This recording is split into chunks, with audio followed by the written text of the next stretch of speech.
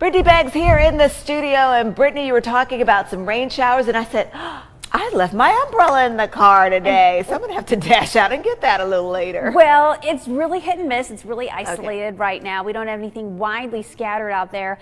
But by 2 p.m., 3 p.m., there's going to be a couple more raindrops on our radar here. So let me show you what's out there. We had a nice little thunderstorm develop across Grundy County over the last hour. That has now worked its way into Coffee County.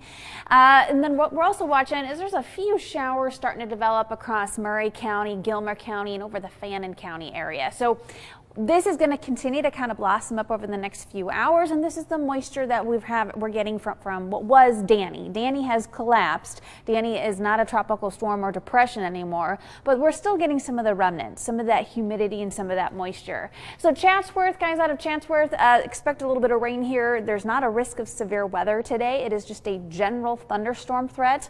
So some lightning, sure, and then wind gusts maybe 15 to 20.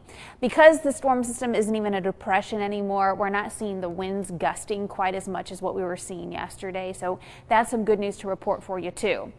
So here's our rain chance. By 5 o'clock, 6 o'clock, things are already quieting down. So this is really just for the next few hours. We'll have to keep an eye on radar. If you plan on doing some boating today, I think you can keep those plans, but you want to be checking radar just in case. If you're headed out, maybe after work, after you're headed home from the office this evening, I think for the most part, we're going to be A-OK tonight if you want to go for a night boat ride. 6 o'clock, I've got us at a low 20% chance, and 10 o'clock, 10%. And then overnight is going to be quiet for us. Tomorrow morning will be quiet too, and then a couple of pop-ups tomorrow afternoon, but not a big deal tomorrow.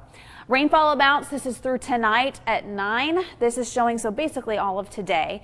Depending on where you are, the rain that we're seeing out there now, it's very slow moving. It's moving west at about 10 to 11 miles an hour. So this is slow moving stuff, which means this could lead to some higher rainfall amounts. I think most of us will get anywhere from a trace to 3/10 today, but where those slow movers occur, our Vipercast is showing maybe 8/10 for Bradley County and over southern McMinn County, maybe about a ½ an inch for southeastern Hamilton County, Dade County, and over Walker and Whitfield. So it just depends on where you are, as this stuff is kind of really hit and miss. Because of that, our areas across Georgia and Alabama, you guys might stay in the mid-80s today, topping 85 in Dalton to 85 Murphy and 84 for Blue Ridge. Further north you head, 90 Chattanooga, 90 Cleveland, 90 up near Dayton. And then we've got our allergy index to get to today as mold continues to stay low. Grass has risen over the last 24 hours. It's up to 21. So it's gone from a moderate range to the high category. From what I understand here, grass is going to remain either moderate to high through the rest of July, and then that's when the ragweeds will start to increase in August. Tree pollen is A-OK. Nothing was detected over the last 24 hours, and the air quality is actually really good today too. It's in the range good, and it's at 39, so it's even lower. The AQI is lower than what it was yesterday. And then let me show you the end of the week. So I've adjusted our rain chances quite a bit from yesterday.